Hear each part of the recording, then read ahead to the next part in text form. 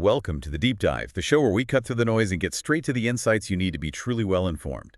Today, we're plunging into the fascinating world of SoFi Technologies, ticker symbol SOFI. And wow, what a day for them, huh? June 30, 2025, shares are up, around 7% to $18.38. This isn't just, a stock moving up. It's about a company really trying to redefine banking as we know it. That's right. And you've got this broader market buzzing too. The S&P 500, NASDAQ hitting new highs. Plus, consumer confidence looks stronger. Inflation expectations have dropped quite a bit, down to 5.0% from 6.6%. That helps. And then SoFi itself just announced they're getting back into crypto and launching international money transfers. So yeah, it's kind of a perfect storm of tailwinds for them today. Yeah, it really is. And it makes you wonder, right? Does this high-flying fintech actually justify this current valuation? Or is it more of a battleground stock, poised for a big move either way? We're going to unpack whether the market is truly valuing SoFi fairly right now, and importantly, what that means for you. Exactly. And just to frame this, our analysis is anchored right here, today, June 30, 2025. We'll break this down into two main parts. First, we'll lay the groundwork look at SoFi's business, the management, the financials. And then in the second part, we'll get into the wider picture market sentiment, who owns the stock, and crucially, the risks involved. Yeah. Okay, let's dive in. Let's begin with Chapter 1, Business Analysis. This is where we really figure out SoFi's DNA. What makes them tick? So SoFi positions itself as member-centric, digital-first. The big idea is to be a one-stop shop for basically all your financial needs. They operate across three main areas: lending, their technology platform, and financial services. And the core of their strategy is this thing they call the Financial Services Productivity Loop, or FSPL. FSPL. Sounds catchy, but what does it actually do? Well, it's more than just catchy, it's pretty smart. The idea is they bring you in with maybe one product, perhaps even a free one like SoFi Relay. Then, because you're already in their ecosystem, they try to cross-sell you other things from their suite loans, investing, banking, you name it. It's designed to increase your lifetime value as a customer and, really importantly, lower their cost to acquire you in the first place. Okay, so it's about keeping customers sticky. Exactly. And it seems to be working. In Q1 2025, they reported that a third of new members who started with a free product went on to adopt at least two more products pretty quickly. That shows the loop is gaining traction. It's fundamental to how they plan to grow efficiently. That loop sounds efficient, yeah. But when you're talking about challenging the big banks, how does that translate into actual revenue growth across the board? Are we seeing it? Yeah, we are seeing it feed into diversified revenue streams. Lending, historically, that was the core, right? Earning net interest income, origination fees. Financial services brings in net interest income on deposits, plus growing non-interest fees from debit cards, credit cards, brokerage, referrals, that kind of stuff. And then, crucially, there's the technology platform, mainly Galileo, that's BDB. They provide payment processing infrastructure to other fintechs. That's a distinct and, importantly, capital-light revenue stream. Capital light. Okay, so less risk tied up there. Right. And a key strategic priority for them has been exactly that, shifting towards these capital-light, fee-based revenues. Just look at Q1 2025. Financial services and the tech platform together generated $406.5 million. That's up 66% year over year. And total fee-based revenue hit a record $315.4 million, up 67%. Yep. So that shift, it's definitely happening, and it's significant. Okay, that diversification sounds healthy, but how big are they really in the grand scheme of things? Are they actually making a dent against the giants? Well, within digital financial services, they're definitely a leader. They had over 10.9 million members in Q1 2025. That's up 34% year over year. And they managed, 15.9 million total products across those members.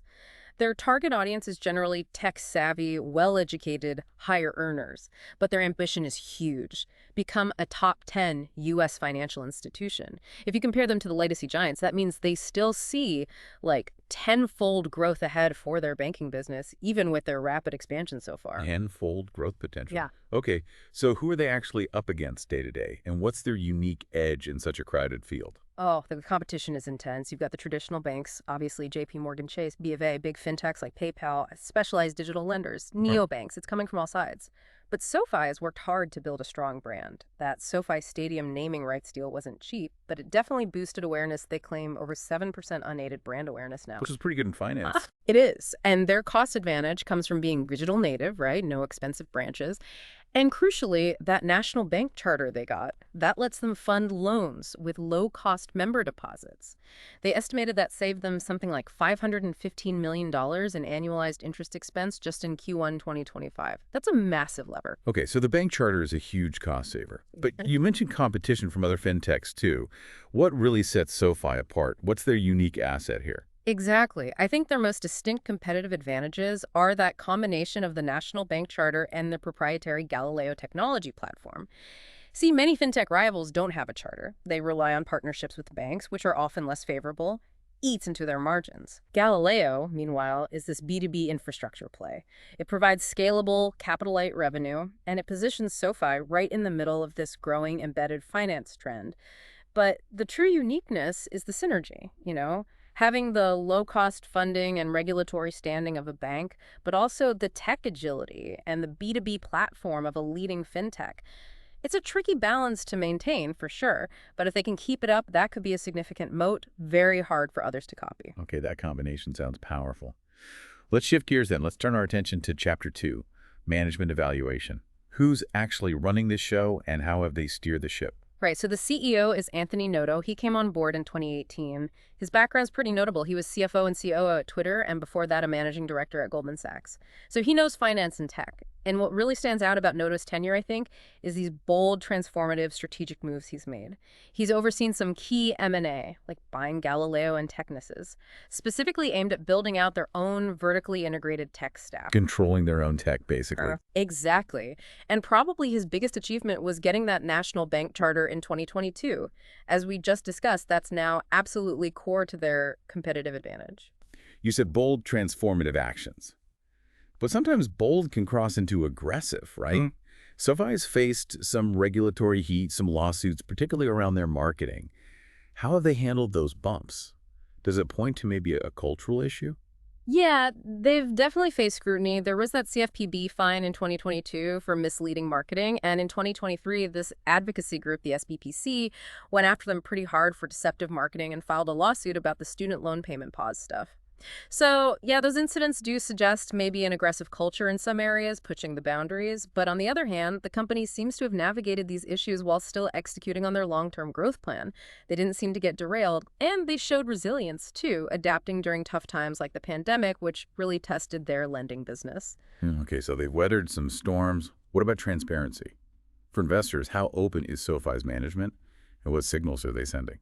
Well, they maintain a pretty high level of transparency generally. They use all the usual channels, investor relations website, social media updates, leadership speaks at major conferences, standard stuff. But I think the most powerful communication, in SoFi's case, is CEO Anthony Noto himself consistently buying the stock on the open market. Oh, interesting. How much? Since 2021, he's made 45 insider trades. Every single one was a purchase. He's bought over 10.1 million shares. Wow. All buys. All buys. That's what you call eating his own cooking, right? It signals a really profound alignment of his interests with shareholders, arguably more powerfully than any press release, especially given those past criticisms about marketing. It's a strong vote of confidence from the guy at the top. Yeah, that definitely sends a message. Okay, so we have strong leadership, a clear strategy. What does this mean when we look at the actual money? Let's dive into Chapter 3, Financial Analysis. Right.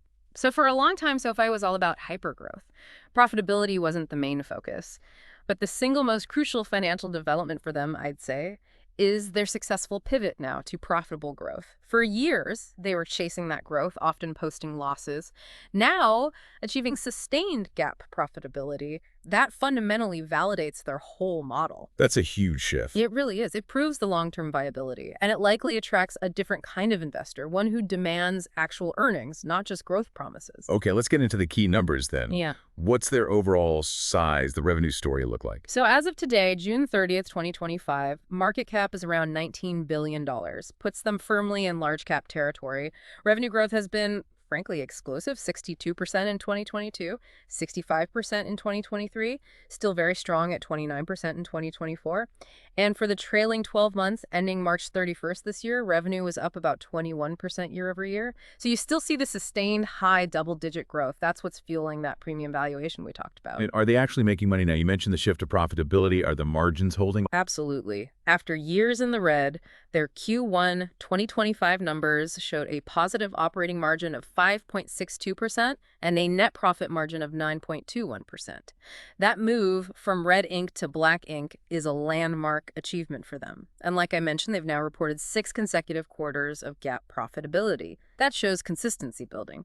Plus, they've beaten Wall Street's earnings per share estimates for, I think it's 11 quarters in a row now. Remarkable track record there recently. 11 quarters beating estimates, okay. Hmm. What about their financial stability, debt levels? I know bank debt can be tricky to interpret sometimes. Yeah, you have to be careful looking at debt to equity for a bank because member deposits count as liabilities, which can make the headline number look high. But if you look at their corporate level debt to equity ratio as of March 2025, it was actually very healthy, 0.47. That suggests a strong balance sheet from a corporate perspective. Okay, that's manageable. Right. And their current ratio, which measures short-term liquidity, basically, can they pay their bills in the near term, was 1.2x at the end of 2024. Now, that was a 5-year low for them, so it's something to watch. But it's still above 1, which generally suggests no immediate liquidity crisis. But yeah, definitely a metric to keep an eye on. Okay, so putting all these financial pieces together, the growth, the new profitability, the balance sheet, what does this mean for the stock's valuation today? Is the market giving them a fair shake, or is it priced for perfection? Well, the valuation is really the central point of debate around SoFi, isn't it? The stock trades at a price-to-earnings ratio, PE, of about 40.8 right now. Compare that to the broader financial services industry average, which is somewhere around 18.6. So yeah, it's a significant premium. Definitely. And that premium clearly reflects the market's really high expectations for future earnings. Analysts are forecasting, an 80% surge in EPS for 2025. So this comparison really shows SoFi is being valued like a high-growth tech company, not like your traditional bank. That sets a high bar for performance going forward. Right. So beyond comparing it to peers, what about its intrinsic value? What do the underlying fundamentals suggest the company itself is actually worth? Okay, so intrinsic value. Typically, you might use a discounted cash flow or DCF analysis. You project future free cash flows and discount them back to today. But for a company like SoFi that's only just recently hit consistent profitability, projecting those future cash flows involves a lot of uncertainty. It leads to a wide range of possible outcomes. Makes sense. And you see that reflected in analyst price targets, right? They range from as low as $6 up to $22 per share. That's a huge spread. So for our educational analysis today, factoring in high initial growth rates that gradually slow down and using a higher discount rate because it's a dynamic fintech sector, a plausible intrinsic value range we estimate is somewhere between $16 and $22 per share. Okay, $16 to $22. Interesting range. Yeah. Now let's broaden our view again and transition to the second part of our deep dive. Let's start with Chapter 4, Market Sentiment. Beyond the analyst price targets, what's the general street vibe on SoFi? Well, the consensus among Wall Street analysts actually leans more towards hold, or neutral, interestingly. Even though they acknowledge the strong operational performance, their average price targets, somewhere around $14.41 to $15.70, are often below where the stock is actually trading right now. So you have this real split view, which definitely highlights SoFi as a classic battleground stock, bulls versus bears. And how does that cautious analyst sentiment match up with media coverage? Are headlines echoing that hold rating, or is there a different narrative? The general media tone is, I'd say, cautiously optimistic. It tries to balance the excitement about their innovation and growth with those valuation concerns that analysts also raise. You often see headlines highlighting positive momentum, member growth, new products, but also questioning if the valuation looks, quote, overstretched. So the narrative is pretty consistent. Rapidly growing company, executing well, but maybe the stock price got a bit ahead of the fundamentals. That aligns pretty well with the hold sentiment. Okay, and you mentioned battleground stock. Nothing screams battleground quite like short interest. Can you unpack that for us? What is it? Why is SoFi so high? What does it tell us? Right, short interest. So basically, this is when investors borrow shares and sell them, betting the price will fall so they can buy them back cheaper later and make a profit on the difference. SoFi has an exceptionally high short interest right now. Over 17% of its available shares, the float, are being shorted. 17%? Wow. Yeah, that's more than double the average for its peers. It tells you a significant chunk of the market is actively betting against the stock. They're arguing the valuation is just unsustainable, that the competition is too intense, or maybe the economy will hit them hard. But, and this is key, this high short interest also creates what they call a coiled spring for a potential short squeeze. Ah, the short squeeze. Exactly. If there's strong positive news or just strong buying pressure, those short sellers might be forced to buy back shares quickly to cover their positions. That buying fuels even more buying, and you can get a rapid price surge. So this dynamic makes the stock inherently volatile. Lots of tension there. Makes sense. And just quickly from a technical charting perspective, how does the stock look today? Technically speaking, SoFi's share price today, $18.38, is trading significantly above both its 50-day moving average, which is around $15.45, and its 200-day moving average, around $14.17. And the fact that the shorter-term 50-day average is above the longer-term 200-day average, that's what technicians call a golden cross. Right, the golden cross. Yeah, technically, that confirms a strong bullish trend for the stock in both the short and long term, based purely on the chart patterns. Suggests positive momentum. Right. Interesting technical picture. Now let's move on to Chapter 5, ownership structure. Mm-hmm. Who actually owns SoFi stock, and what can that tell us? Okay, ownership. Institutional ownership is pretty substantial, somewhere between 35% and 48%. Big names like the Vanguard Group are the largest holders. However, the top 25 institutions own less than half the stock. So it's broad institutional interest, but it's not overly concentrated in just a few hands. Insider holdings are meaningful too, around 3.31%. And as we discussed, CEO Anthony Noto's consistent buying is a really powerful signal of alignment. But what's truly unique here, I think, is the dominant position of individual investors, retail investors. They hold somewhere between 50% and 58% of the company. Over half owned by retail. That's high. So what does that actually mean for the stock? Does it make it more stable, more volatile? It's definitely a defining feature, that high retail ownership. It probably comes from SoFi being such a visible, consumer-facing brand with a growth story that really appeals to individual investors. And what it means, well, it's a double-edged sword, potentially. On one hand, a loyal retail base can provide pretty stable support. They might be more inclined to hold on through volatility than institutions sometimes are. But on the other hand, retail sentiment can shift really fast, right? Driven by social media buzz, market news that can potentially lead to higher volatility. Yeah. So when you combine that large retail base with the high short interest we just talked about, it creates this unique, potentially combustible market dynamic. The stock's price can be really heavily influenced by swings in sentiment between these two big opposing groups, the retail bulls and the institutional bears or shorters. Fascinating dynamic. Okay, let's move towards wrapping up the analysis. Chapter 6, risk assessment. We've talked strengths and opportunities, but what are the real challenges and threats SoFi faces? What could derail this growth story? Right. A good SWOT analysis is crucial here. Strengths-wise, we've covered a lot. That integrated one-stop shop platform, the national bank charter, giving them a cost advantage, the strong brand think SoFi Stadium, the growing member base, diversified revenue now, and a seemingly visionary CEO in Noto who's heavily invested. These are strong internal pluses. Okay, sounds good. What about their internal weaknesses then? Where is SoFi most vulnerable from within? The primary weakness, I think most would agree, is that premium valuation. A PE over 40 prices and a lot of future growth. There's very little room for error if they stumble operationally or if growth slows. Also, their consistent GAAP profitability is still quite recent, right? 6 quarters is good, but the long-term earnings power isn't fully proven out over multiple economic cycles yet. The business is also inherently sensitive to interest rate changes and the health of the consumer, and their growth, historically at least, was fueled by pretty substantial marketing spend, which is a significant ongoing cost. Okay, clear weaknesses. Looking externally now, what are the biggest opportunities ahead for SoFi to keep growing? Oh, the opportunities are potentially vast. International expansion is a big one, could dramatically increase their addressable market.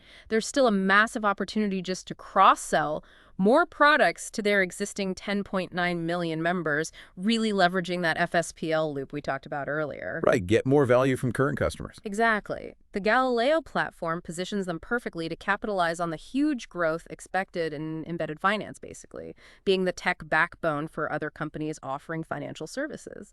And just continued new product innovation, like re-entering crypto, adding international payments, these open up entirely new revenue streams for them. Lots of potential upside, but what about the flip side? What are the major external threats looming? The threats are definitely formidable.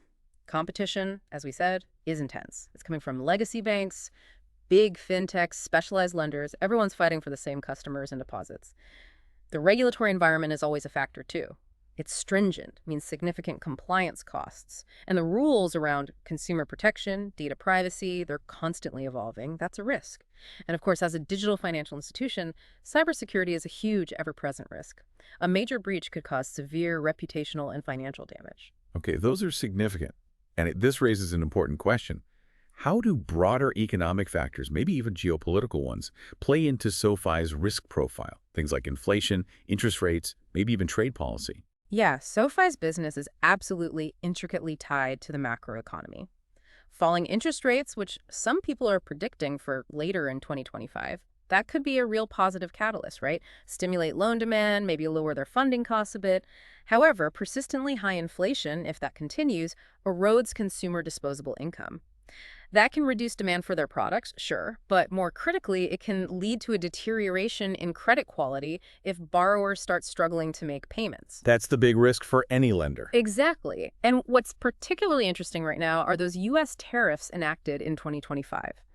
Now, SoFi doesn't have direct exposure to international trade, obviously, but these tariffs are projected to create an economic drag overall, potentially reducing GDP growth, increasing consumer prices, and that translates into a material indirect credit risk for SoFi's loan portfolio. If the consumer base weakens because of broader economic drag from tariffs, you could see increased delinquencies and charge-offs. So even trade policy becomes a risk factor. It does. It expands their risk profile to include these major geopolitical factors impacting the U.S. consumer. Wow, okay, a lot to consider there. So what does this all mean for you, the listener? Let's bring it all together in our final section, Chapter 7, Conclusion. First up, let's summarize the bull case for SoFi. What's the optimistic outlook? Okay, the bull case, in a nutshell, is this. SoFi is successfully making the transition into a diversified, full-service digital financial powerhouse. The evidence. Explosive growth in members and products, the clear strategic vision, and, importantly, the personal investment of CEO Anthony Noto, and that durable competitive advantage from combining the bank charter with the scalable Galileo tech platform. The unique synergy. That unique synergy, exactly. It gives them the economic benefits of a bank with the innovative speed of a tech company. And crucially, they've hit that pivotal inflection point, achieving sustained GAAP profitability. That validates the business model and signals, bulls would argue, long-term viability. Okay, compelling bull case. Now, for those betting against SoFi or just cautious, Yeah. what's the bear case? Where do the skeptics see the problems? The bear case really centers on three main things: valuation, competition, and macroeconomic sensitivity. First, valuation. That high PE ratio we discussed, it prices in years of almost perfect execution. There's very little room for error if growth slows or they hit bumps. Second, competition. The landscape is just intensely crowded.